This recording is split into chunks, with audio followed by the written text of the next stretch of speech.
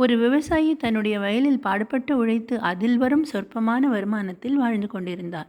ஒரு நாள் அவர் வளர்த்து வந்த குதிரை காணாமல் போய்விடுகிறது. தகவலை கேள்விப்பட்ட அக்கம் பக்கத்தில் வசிப்பவர்கள், என்ன இது ஒரு துரதிர்ஷ்ட நிலை உனக்கு என்று பரிதாபமாக விசாரித்தனர்.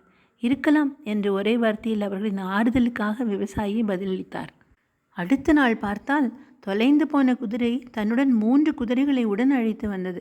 ஆச்சரியமாக பார்த்த அக்கம் பக்கத்தினர், அதே நாவினால், நீ ரொம்ப அதிர்ஷ்டசாலி, இப்போ 4 குதிரை உனக்கு கிடைச்சிருச்சு என்றார்கள்.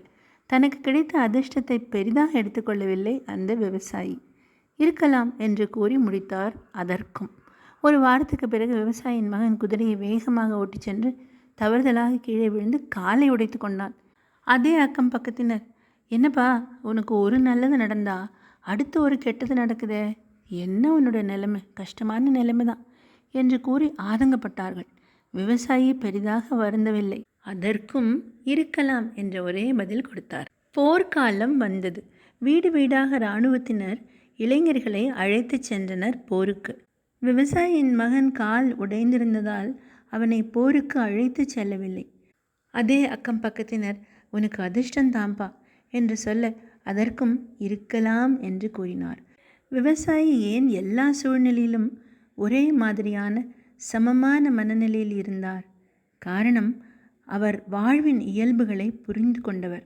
நாள்களில் நல்ல நாள் கெட்ட நாள் என்று எதுவும் இல்லை.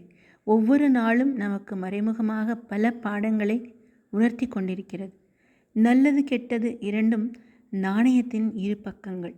கஷ்டமான சூழ்நிலைகளில் இது நிரந்தரம் அல்ல. நாளை என்று ஒன்று இருப்பதை மறக்க வேண்டாம். சந்தோஷமான சூழ்நிலையில் தலை கால் புரியாமல் ஆடக்கூடாது.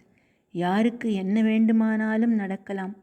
எதையும் தலைக்கு எடுத்து செல்லாமல், எதை பற்றியும் விமர்சிக்காமல் இருப்பது நலம். சுகம் துக்கம் இவை இரண்டும் ஒன்றுக்கு ஒன்று தொடர்புடையவை என்பதை உணர்ந்தாலே போதும்.